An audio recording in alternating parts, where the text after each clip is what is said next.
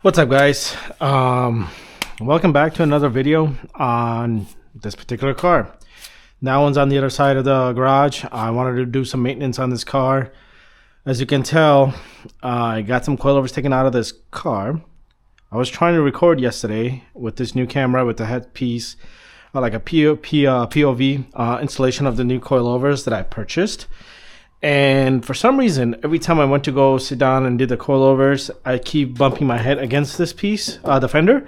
So it was kind of getting frustrating a little bit here and there. And then when I went and looked at the video, it looked like half the video was just basically me staring at this piece right here with the headset. So figured I'd give it another try. POV, gonna be doing some work. I wanted to share my little experience as how I do work, just basically POV. I upgraded my coilovers. These are TN's SS, which were originally on the car. I upgraded to BC Racing. So I got it done late last night around 12. Let me see if I can show you guys. If you're able to see it, they're in there. BC Racing coilovers, and I raised it up this morning during lunchtime. They were sitting pretty low. Basically, they were slammed in the front, and then the back were about like same height, about like an inch, I believe. Same as the other ones, the TNs. And the reason why I was switching them because the TNs were the load were maxed out in the back, and hence the reason why it wasn't going up more. And every time I went over a bump, whether I'm doing like 40, 50 miles per hour, or like high speed, on a high speed and hitting a bump, it would rub against the fender. And I did get the fender rolled and everything, but if for some reason it still was rubbing. So I wanted to upgrade it, but my intention was not like, I really needed to do it, but saw an opportunity on Facebook Market, bought it. Now here we are. I'm planning on selling this to my buddy, and that's that. So I did raise the front this morning. It took a while. I did mess up the preload, so I had to redo the preload on the front. Not so much. I didn't have to mess with the one on the right, but I ended up just doing the preload on the front, both of them. So they're both about, the same based off all the YouTube videos that I watched on how to set up the preload. So that's what I did. And so this is good to go. The right height is about 2 fingers for me when it's completely on the ground. So I'm pretty happy, evenly set up on both sides and also in the back. So everything's set up exactly the way I want. But now I do got to get an alignment done. Hopefully the alignment doesn't show like, one side's off, which I'm hoping it shouldn't be, but you never know. So alignments are pending. But in the meantime, I want to talk to you guys about some things I wanted to do. One is adjust the valve lash. I do got to check the valve lash, which that's what I'm planning on doing right now. I got to change some fittings on the fuel rail. Since this fuel rail is China, the intake manifold and the fuel rail itself, these fittings, can't recall if they came with it, but I think they may have the fittings, the O-rings on there. They started to deteriorate. Last time I took out this black one, it looked like it was starting to peel off. So I don't want to go through another season and start to have a fuel leak and all that stuff. So I want to replace all that. Got some red hose fittings to replace that. SS lines, the brake lines, this is for the rear. This is a banjo fitting. Right now I have an AN fitting going straight to the caliper, so I wanted to replace that. Not that I have an issue, but Kenny, I know we talked about this last year or 2 years ago about using banjo, so I ended up just getting a banjo. This is for a Mark IV. It does work for Mark III as well. More stuff to replace, spark plugs. Again, I've been going through spark plugs every oil change. Sometimes the car's been breaking up on high boost, like 30 pounds or so. And my guess would be the valve flash. I want to check the valve flash. I want to check the compression. I want to check the leak down. I'll make sure everything is good before I start the season. Right now it's April, and I'm, the warm weather's around the corner, and I wanted to start out the season with nice, clean car, maintenance-wise, headache-free, compression test coming out good, leak down test coming out good, and then just updating the valve flash. I know when I did the cams, I went a little lazy on checking the clearance, so I'm pretty sure the valve flash is going to be off. So we're going to be doing, obviously we're going to see that right now, and we'll go from there. And then lastly, O2 sensor. So I went in and got another O2 sensor because this O2 sensor currently that's on the car, for some reason, anytime I start the car, it is not reading the O2 sensor is not coming on. So I know they have a tendency to go out often, and because obviously high horsepower and all that stuff. So I just went and bought a new one. So we're gonna start off the season with new O2 sensor, and then I did get the valve flash tool to take out the shims, and then nicely shims already placed in this little thing. It's by Layered Innovations. They're locally here in Hutley, and Art gave me this. It's for exhaust and intake, but I think these are all probably intake and exhaust. I think there should be 24 in here. I think he just measured all of them and put them separately, so they got some numbers on them, so that's all ready to go. So based off whatever measurements I get and whatever the shim I pull and whatever I measure, then based off those measurements and how much I need, I have a majority of the shims available, ready to go. And then lastly, I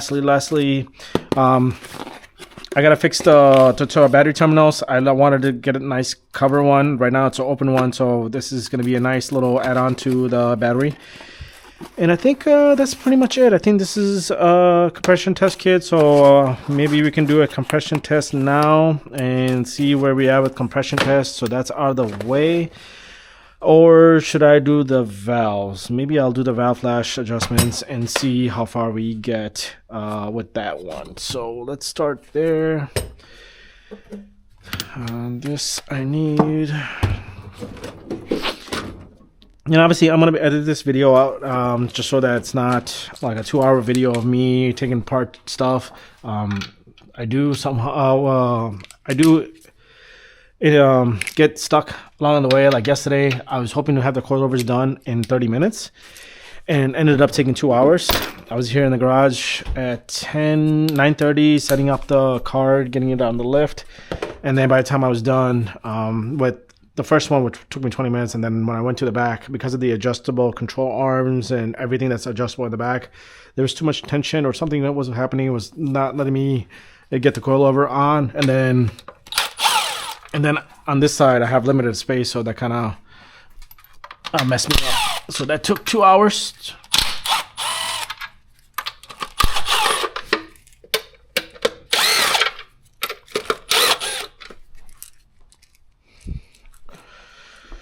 Okay, for sure this is gonna drop.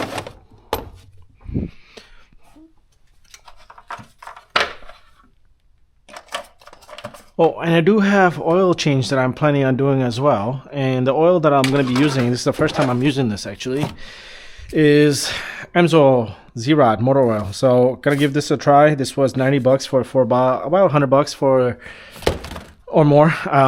They're like almost $15 to $20 a bottle, and yeah, I got 6 of them. I'm planning on doing an oil change. Normally I do Pennzoil or Mobile One, but because they didn't have the weight that I needed, I wanted to give this a try. So Art, thank you for getting this for me. I appreciate it. Yeah, so now that I'm looking at it, there's so much stuff to take out for just to remove the valve covers, and maybe I should do the compression test. So let's just do that. That way, at least that's out of the way, and then we can look in then maybe we can do a leak down since we're already here. I'm gonna put the car in neutral and put it top to center. Okay. Oh shit. There's some water just came out. I wonder what that was. Probably just constant for sitting too long in 85. So yeah, it's just, let me get this out of the way since I'm keep running into it. And this is leaking for some reason. I don't know why.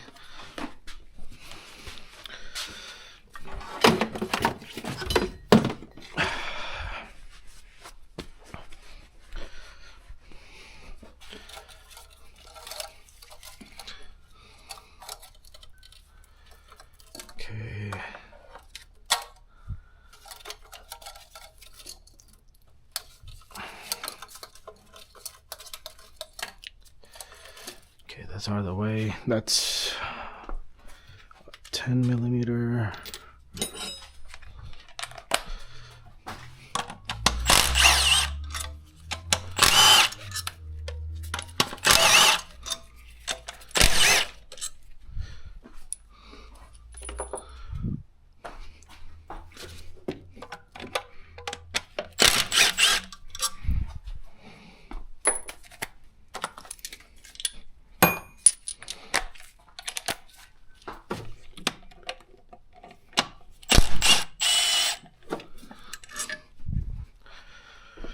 Okay.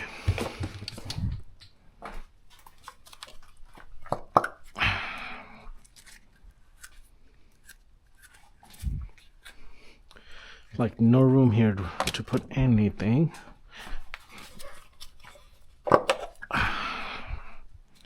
It's number 2. Number 3.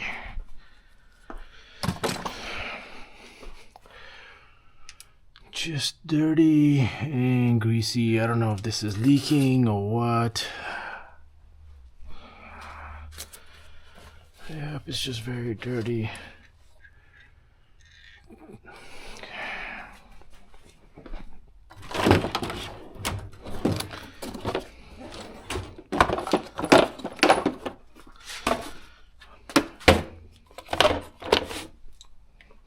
I don't know if this is it.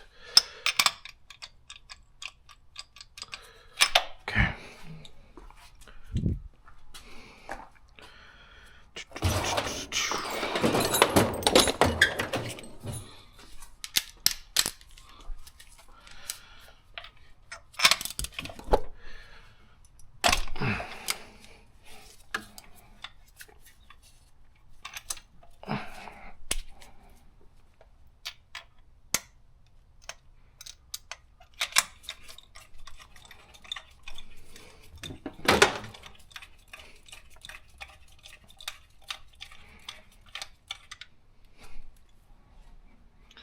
The plugs are still good, but I'm not planning on running it.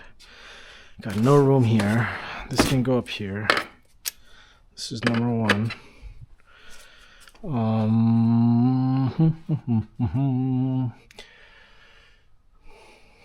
So let's just get the compression test.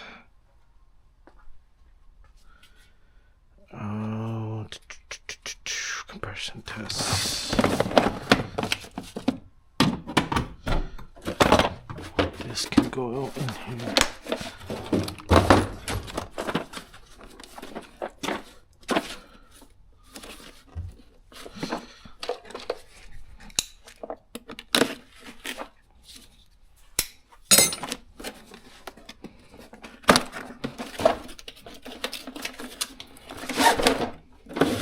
Okay.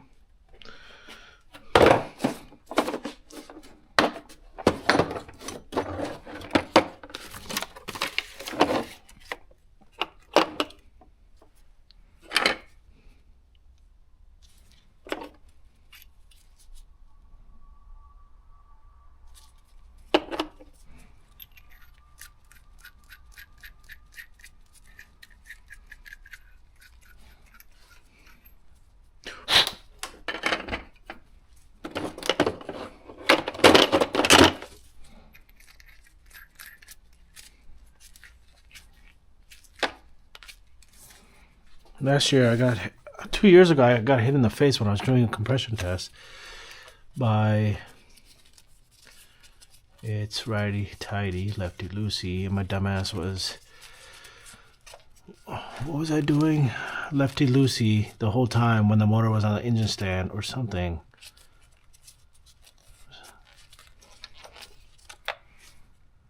Okay.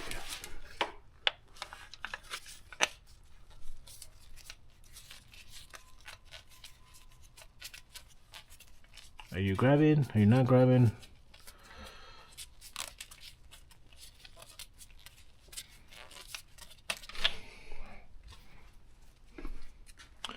$10 millimeter, 12 millimeter, 14 and 18.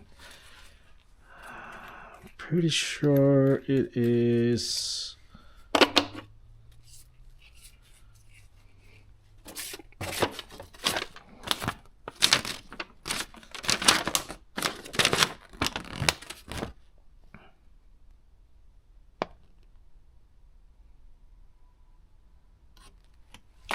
pretty sure it's not a 14. And this is gonna go into either one of them, I think.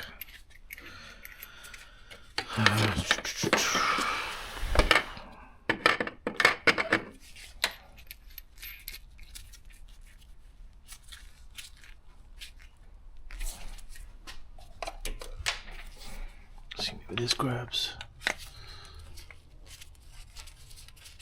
Oh, it is a 14. Okay.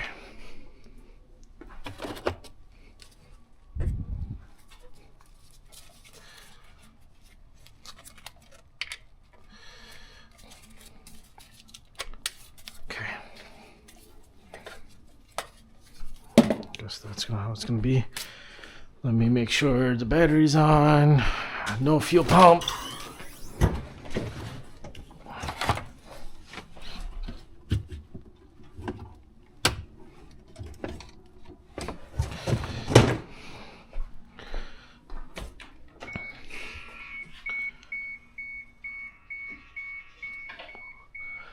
Zero fuel pressure.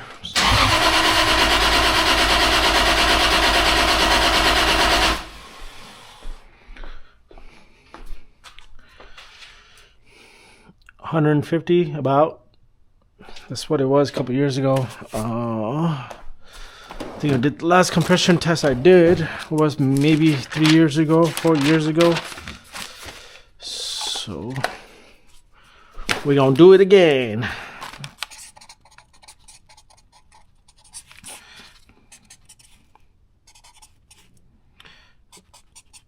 Let's just say 150 since it's like right there. And then we're gonna do it again. Come.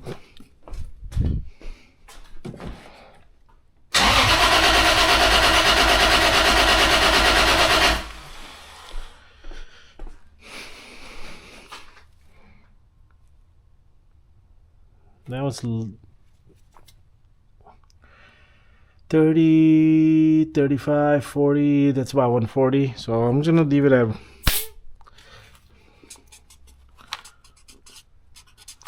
So that's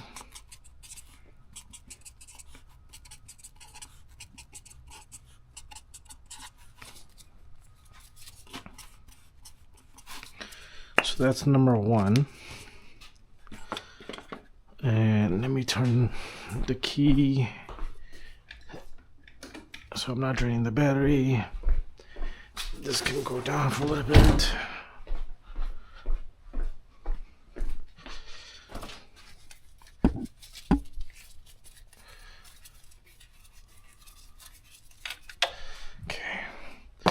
I'm gonna put this back in there so I don't got dirt or anything going in there.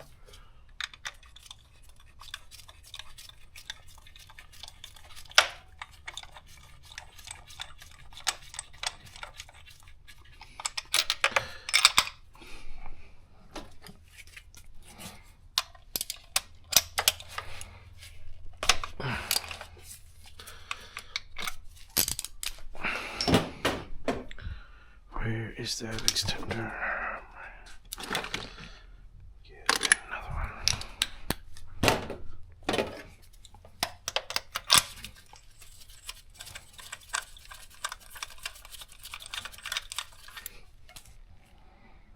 This one's still good.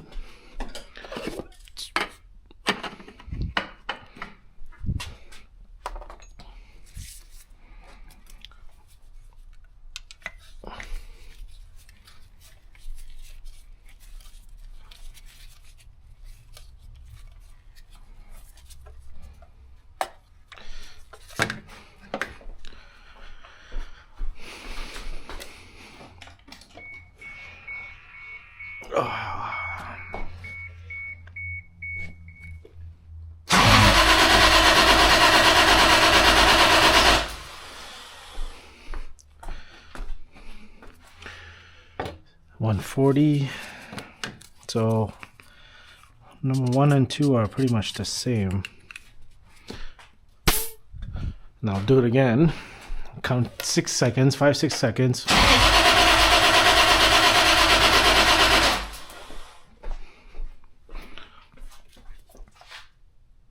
So 140.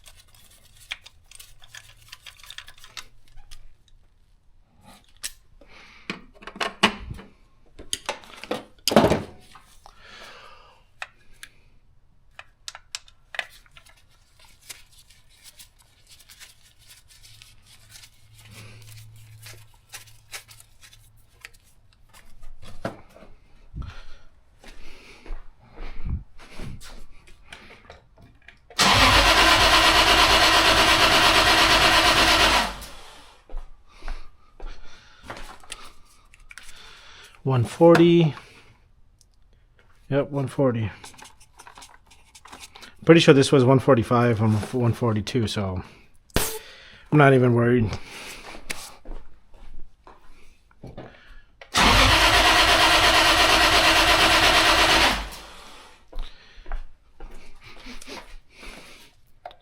And 140.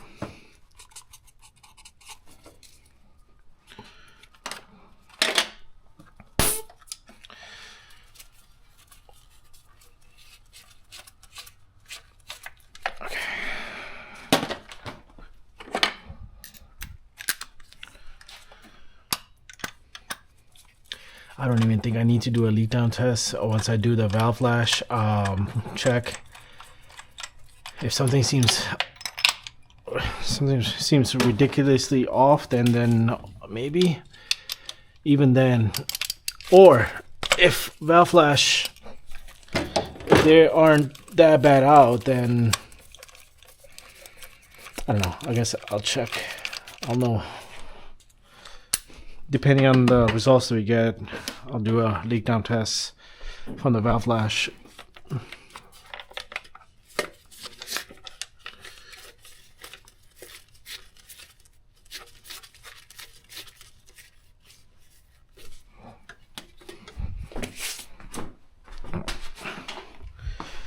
We are flying.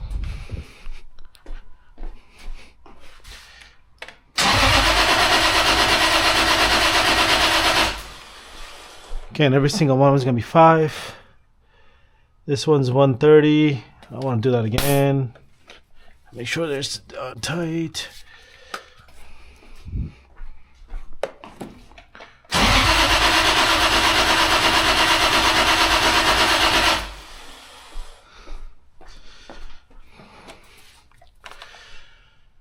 Uh, 130.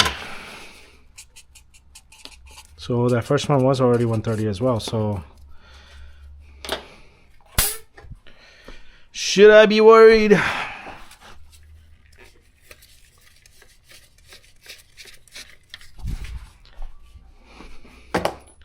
Because I am not planning on putting another motor in this car until I'm done with that car.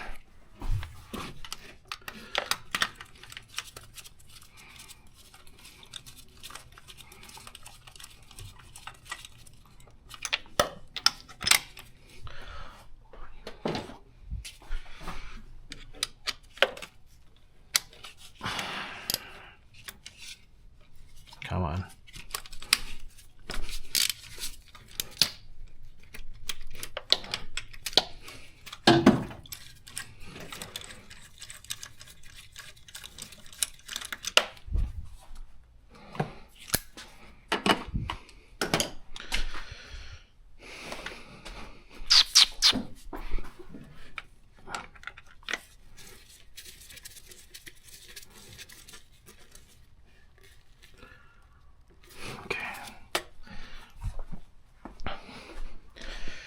This is number 5.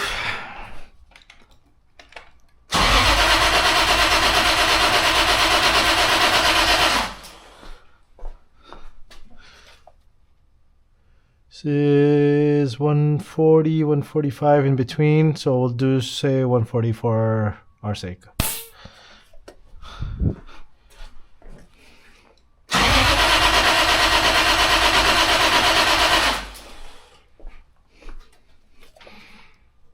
So yeah, 140.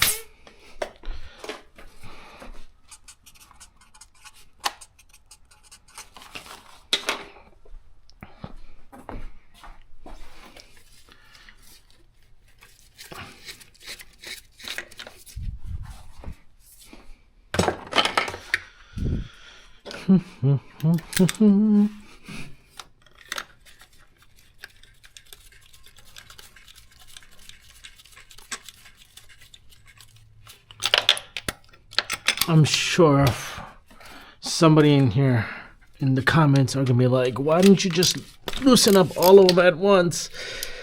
I could have, but I like to make my life complicated.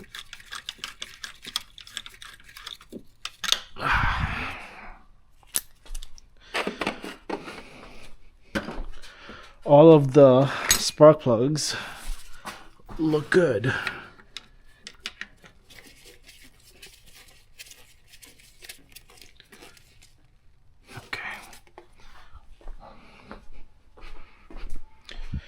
All right, number 6.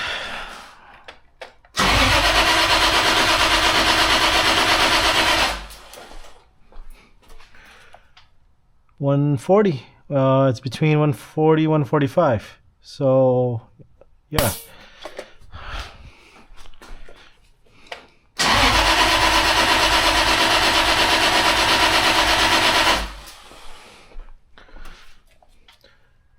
Yeah, 140. So all around about 140. I think this was 145. So I'm just gonna correct myself here. 140, 140. The only thing, should I be worried about this? Not really. I think you're supposed to be about 25% difference between the other ones, if I recall. This is on cold. I think this is good. I think a couple of years ago I did it. It was at 150, maybe. I don't know. It was like 4 or 5 years ago, I think it was, when I did it last. So I don't know. I just need this car. I'm not gonna be worried about that, and also I'm not gonna stress over it and all that stuff and lose my sleep. I think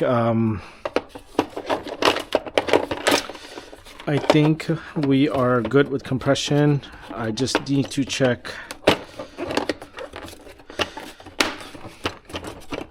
lash, and I could possibly have leaking valves too, so that could possibly be the reason why the compression test could be a little lower.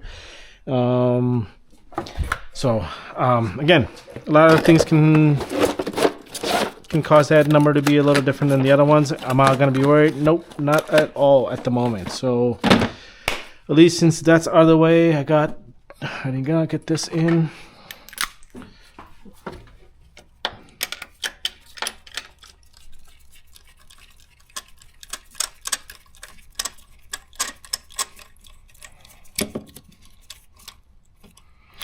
Okay, so this is done for now. Let me put this back in because I'm trying to keep my garage not messy at all. All right, guys, so I think I stopped the video at trying after the compression test. I was recording some parts of the valve covers, trying to take that out and do the measurements for the valve flash. Ran into some issues. The issues were, for some reason, I gotta confirm this. Like the intakes, I stopped pretty much halfway through it. Intakes, the shims or the gauge, filler gauge, I was reading 0.15, 0.17, perfectly fine. Then past that, I wasn't checking. But for some reason, the minimum clearance is 0.25, and then I think the tolerance is around 1525 to. Let me see where the picture is. I had asked Google, and of course it's gone away. It's 0.25 to 0.35, and let me see if I can find it real quick, because I had it. Now I'm kind of annoyed. It was exhaust was 0.25 2.35 millimeter, and for some reason 0.25 wasn't even going through the low was pointing upward. So I don't know if I'm doing this right or something I'm missing here, but I just gave up halfway into it, so don't care about the valve flash anymore. So if the motor is going out or eventually going out, I don't give a shit, because I want to get a different motor, which hopefully after I built that thing. So, but I wanted to talk to you guys about two things. Actually just one thing, not two things. One is, at the beginning of the video, I was mentioning about the fittings to be replaced, and replace the fittings on this China intake and the fuel rail. And remember, I told you this was going bad on the close one, and then also this. I realized the back one is actually a new fitting, and so the O-rings, I believe it should be good. But I want to show you guys the O-ring that I took out. This is how it looks. It's completely broken apart and crushed and everything. So this is when I took it apart. When I took the fitting out, this is how it came out.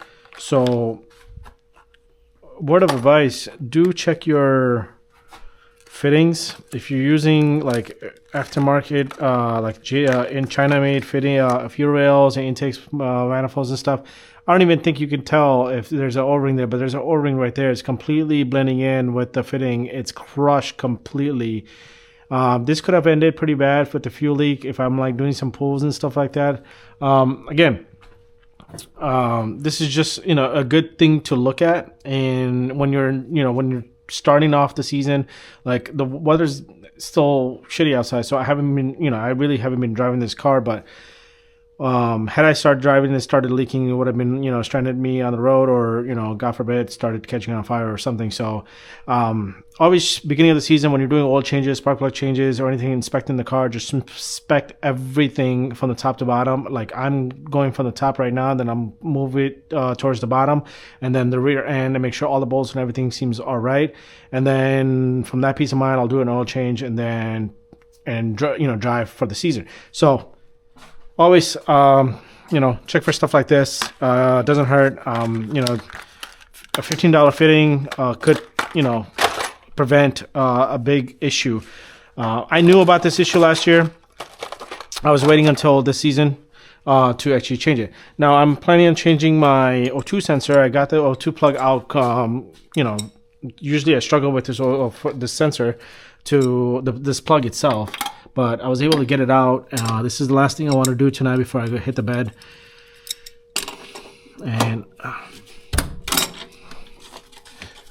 And that's out.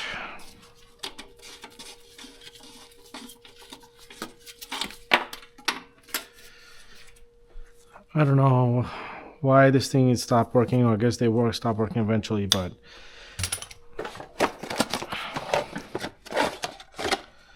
this is the new one.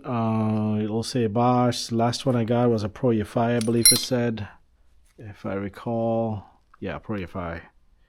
They're all the same, just rebranded. This one's already got a grease on here. I was actually gonna put some grease on here, but since it already comes with the grease, I think we are good. So let me just install.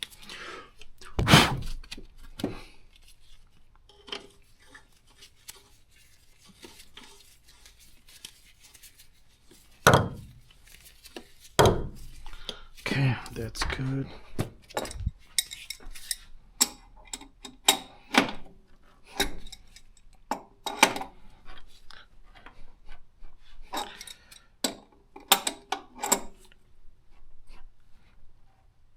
Okay, that's good. Another thing I just thought about is when I took that valve cover out, the gasket in the back is bent on the valve cover.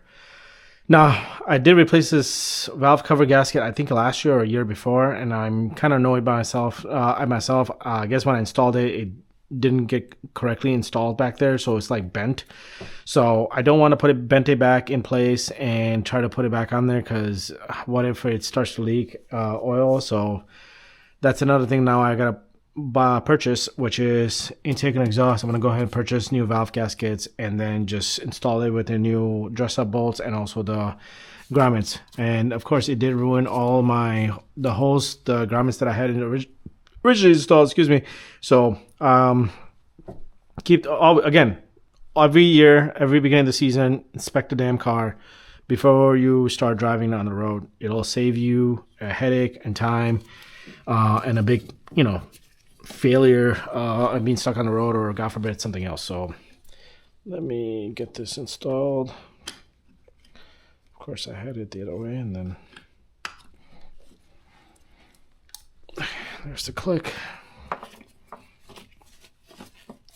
And then let me just get a zip tie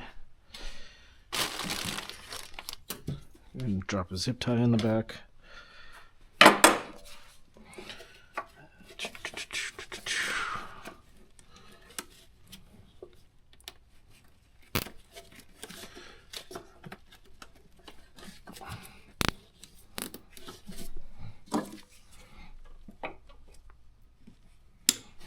Okay, so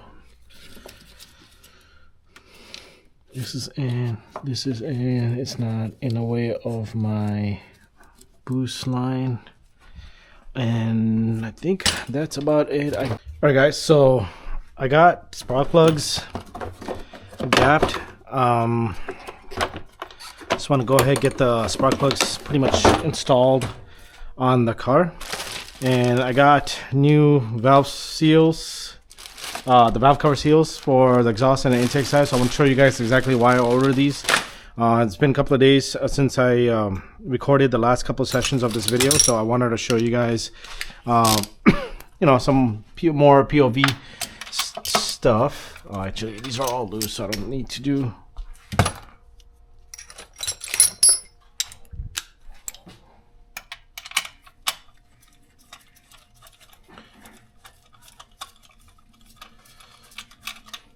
So I'm replacing all of these. And as I replace them, I'm going to install some new ones and then put some grease on them as well, just so I always put them on there. And this is about 13 foot-pounds of torque on them. And let me just get this. Get this. Just a tab. Not too much. I'm not trying to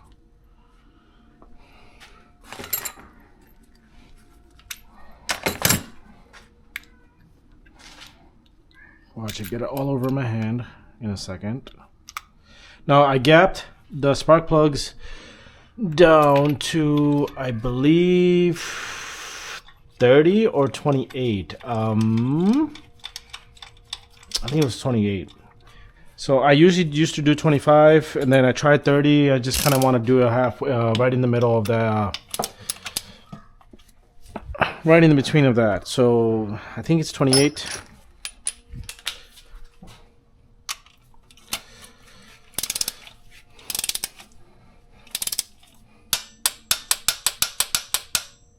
Okay, that's 13. So I'm going to do it all for rest of them. So I might speed up the video depending on how long the video ends up being. So let's see. And look at this. It's already, I got it all dirty and everything.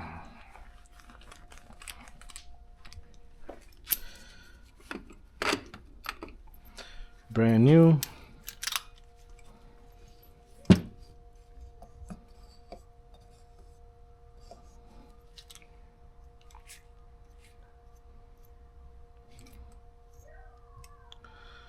Try not to ever get it on the tip.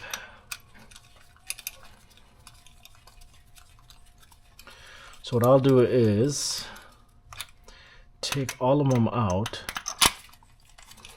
replace them, then torque them. Just faster that way, I guess.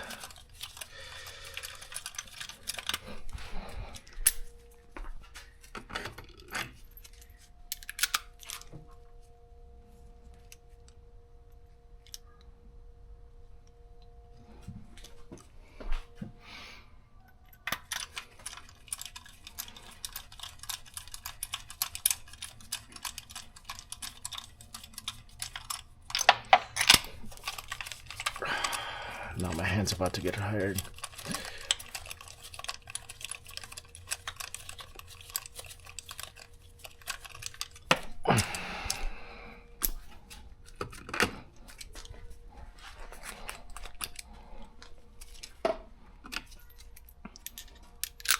Now, if you're looking for something like this, it's nice to have. MK Motorsport makes them. So he sent me that. It's got the nice TRD old school theme on it. I think I made a review about this on a couple of videos in the past. So it's a nice thing to have. So like I've gapped this while I was working. And, you know, so like right now, I just put the old ones in the back and new ones in the front, and then just basically go down the line. So now this is for 12 spark plugs. They're already numbered 1 to 6, but like you can get one that's 6 if you want, or you can get you can get the 12 one.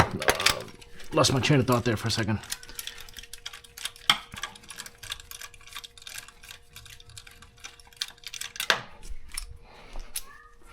Replace the old one, grab the new one.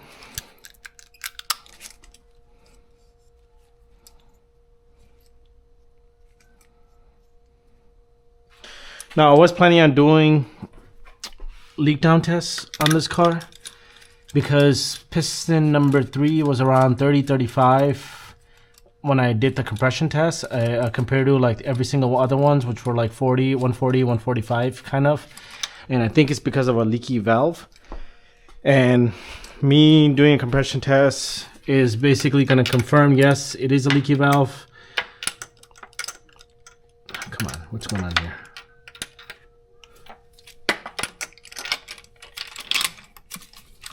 It's just going to confirm that it's a leaky valve. If it is, there's nothing I'm going to do. Nothing I can do at this point.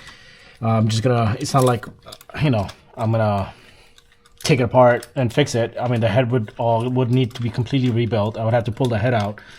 Now, the car drives fine, boosts fine, but if I'm like at 30 pounds, if I'm on like a highway doing like 60, 70 and trying to get in full boost, I've noticed here and there, it has a tendency to break up.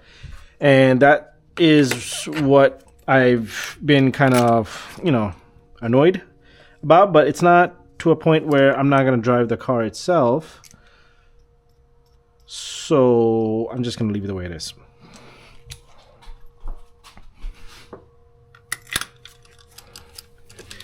So eventually down the road, once I'm done with the Mark IV, I might rebuild this whole motor fully built, aside from the billet mains, and just and get the head rebuilt for like stock.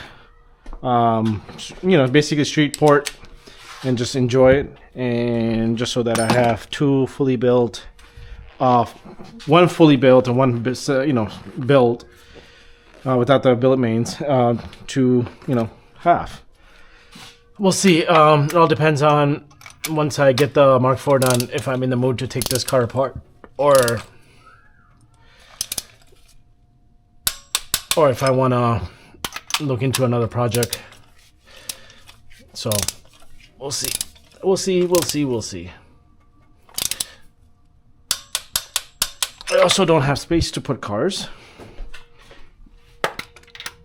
because the Mark IV will be here with me, and the Mark III will be at my parents' for now. Okay.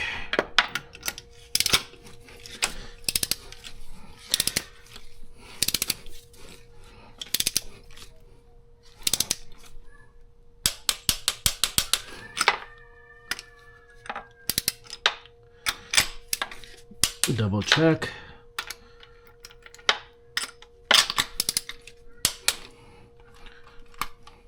Okay.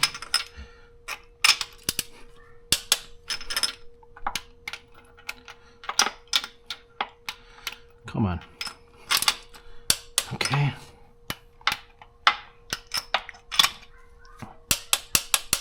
Okay. So that's all done. Throw that there. Let me put this back in here. Hey guys, wanted to quickly add this to the additional of the compression test and all that stuff. It's been about a week or so, and I went to go get the alignment done and ended up finding out that the transmission bolt off the bushing, the transmission bushing for the T56 broken off. I don't know how long this has been like this. The transmission was installed about 2 to 3 years ago, and reached out to Grannis as well. He told me that to replace this with a different kind, more of a rubber. So this is more smooth. So I ended up just ordering this from Grannis and then replacing it with this. I might end up trying to see if I can get this start out for future wise, an emergency or anything like this for this. But if you guys are running a very similar, transmission mount just like this, which is this part number I believe 69132. I said go ahead and remove this and get that replaced because I ended up having the bolts, the stud snapping off. Now I never over torqued this. I always did it enough to where it's fully tightened, but just to give you guys a heads up that I ended up snapping it, and I want you guys to avoid the similar situation that I ran into. So like this one, this is rubbery, more softer. This one's more hard. That's probably the reason why there was some the transmission probably flexed a little bit and then snapped that off. And good thing this one didn't snap off because that would have been nasty. So I ended up getting the whole new kit. Wanted to just quickly share that, and then quickly want to add another thing was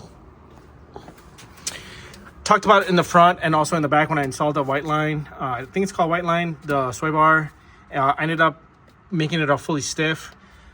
Justin at SP told me not to do that just because there's not enough for it to, there's so much stiffness that it's going to start causing other things to fail because it doesn't have enough movement to, I guess, come back or something like that. But so I ended up moving this to medium setting, so that way there's a little bit of flexibility instead of fully stiff. Just a heads up, I might do that to the front as well, and as well as I ended up changing the rear. And then the bolt that I got with this whole upper control arm, it was shorter. It basically the whole bolt ended up being sucked into this nut, like it wasn't sticking out. So he also told me to go ahead and replace that just so that it's more safer. Ended up finding a bolt, the whole piece with the nut and all that stuff from Ace Hardware. It was the M14. The one thing that I noticed that when I tried to put that nut through this way, it was getting jammed into this hole right here. I don't know why, so I had to do it the other way. Same on the other side, which is opposite. So like this stud is going this way and this one's going this way. I just had to do it, but I mean, it's secured in. Just wanted to share that in case you get a kit, this adjustable control arm, believe from a company called from New Zealand. I forgot the name, but again, it's not nothing wrong with the product or anything like that. Just wanted to make it safer to make sure you get a 8.8. I got an 8.8 grade. That's what this one was, I believe. I kind of deteriorated a little bit, but I'm pretty sure that's 8.8.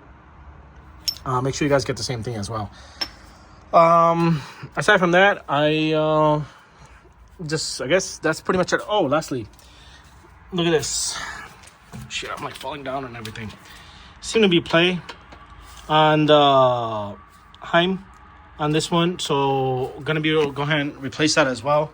I ended up getting replacements. I haven't really mounted it yet, but it's in here. But also get like boots from Amazon. This was like, I think $10 for your Heims. The way it looks like is this. Let me see if I can do it with one hand. I put it on, so it's basically nice to cover the Heims in here, so that way no dirt or anything like that gets in there. Just something I learned for future advice for you guys. If you guys are using adjustable control arms and stuff like that, there's Heims. Just get some nice little boots to protect your Heims. I'm probably pronouncing that word wrong, but just wanted to give you guys some knowledge that I learned to pass it on. So yeah, I'm in the process of installing this, and then once everything's done, I'll follow up, and if I find anything, I'll share. All right, so I want to take a minute to talk to you guys about the bracket with the battery in the middle of the trunk. For those who have seen my battery relocation kit that I did in the back with this black piece right here in the trunk, and if you guys are running this particular relocation kit like the way it's set up that I have, make sure that you guys go ahead and drill these holes down and do a rivet. I did a rivet pretty much all around, which is 5 of them, which is there and also here, and then 2 over there. The reason being is that the factory one, the way it's set up is weak. And when I say weak, I believe it's set up like something like this with a plastic piece holding that down. I would say just go ahead, change it up, and just drill it and do a rivet. This literally took me like 5-10 minutes to do all 5 of them last night. And the reason is that it's not properly secured if you have the other way, the factory setup.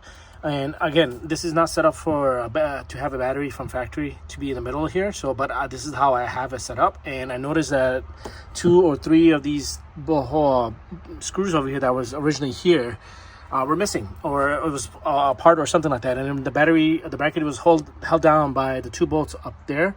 And again, this is something that you don't want, where if you're driving and the battery is moving around in the back here and and it gets snapped off this thing.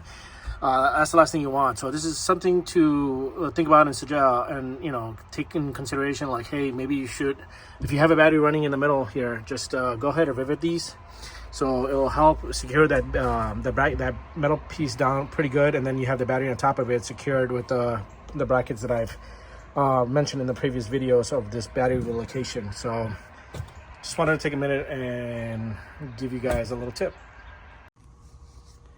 Hey guys, another thing I wanted to talk to you guys about. First off, I want to give a shout out to AJ Hall for helping me with this cable. But my T56 cable came apart. This is a 2-piece. Originally, when I bought it, the gear was on here, and then this would connect it to this cable. This piece would go into the transmission, and then you have this cable going, connected to the gear, and then this is going straight to your driver, the speedometer cable from on your Mark III. Now, this thing came apart, and again, I don't know how, but this was 2 years old, and don't mind this little burnt off because I was trying to put a, what's it called? Oh my God, I can't even think of a word, but heat shrink. I was trying to put a heat shrink on it like an idiot, and thinking like it was a hole, but apparently it didn't. So it came apart. The speedometer is not working, so I reached out to Adam Grant. Again, big shout out to Adam Grant as well for helping me out with the new cable. But he improved the cable a lot better than what from his previous versions. So now you get this one piece. All you have to do is basically take this gear piece out from your gear set that you have, and then put it on here. Again, AJ, thank you so much for helping me out quickly with this. So you put it on here, so now it just becomes a 1-piece instead of a 2-piece. So yeah, I am looking forward to get this thing installed, and hopefully my speedometer works like how it's supposed to be back like factory. But again, if you're looking for T56 cable, because I know Granite sells the Dakota box or something like that. It's supposed to be digital, to mechanical, but I ran a mechanical one straight from the transmission itself. So if you're looking for something like this, like a cable wise, reach out to Adam Grants. He's on Facebook. He's the one who makes this cable. It's actually now it's a 1-piece, but you will need to figure out the gear stuff. He'll send you a picture of what you need based off your setup. If you have a 4.10, or depending on the diff that you are running in the back and the wheel setup and all that stuff. So make sure you reach out to him for pricings and for the product itself. It's a great product, very good, great quality great product than his previous versions. So again, thank you, both of you guys. I appreciate you guys. Let me get this installed, and hopefully my speedometer works. All right, guys, so I got the cable installed. I want to show you guys how I ran it. So from the driver's side, you have your speedometer cable coming, and then this is a 1-piece that goes straight into the transmission with the gear that I showed earlier in the video. So that's how it looks. It's a 1-piece, a very nice 1-piece from Adam Grant, and goes right in there. So what I did was install the 1-piece into the cable first, because you got to twist and stuff into the thread here, and then you just push it in and secure it with that one nut. And don't go too crazy with the nut. You may accidentally strip it or snap it, but get it in there with a hand tight, and then just turn it one by with a wrench or something, and you're good to go. And then another thing quickly I want to talk to you guys about is MK1 Motorsport. I don't know if they're going to be making these or not, but I did reach out to them. He made me custom brackets for the fuel lines and also the brake line, and the fuel filter evaporation line. Apparently, the evaporation line got stuck between the feed and the return. It's like very thin. I'm not using it, so I really don't care about it. But the brake line is pretty much held nicely with the bracket itself. So you got a feed, return, the -8, -6, and the brake line. So there's like 4 brackets that I installed. There's one right there behind this, and I believe there's another one right there, which is installed. So you see there's another spot for the feed, the breather valve to breather line to go from the tank, but apparently it's like on the other side. So I did reach out to him to make some modification, but other than that, I don't know if you guys recall in my previous videos, but my whole underneath was zip tied like crazy. So I took all of it out and then replaced it with the brackets, a couple of brackets in a couple of spots, and then yeah, I basically covered it with this factory piece, and now it looks like it looks like factory. It's held by zip ties, but yeah, it looks like factory because I installed it just so that it protects from any rocks and chips and stuff like that. So, but yeah, this is all done. I'm gonna go ahead and start this car, get some fuel, and then hopefully get alignment done. But other than that, thanks for watching, guys. Hopefully some of this stuff that I've mentioned is helpful. And if you have any questions, please leave comments.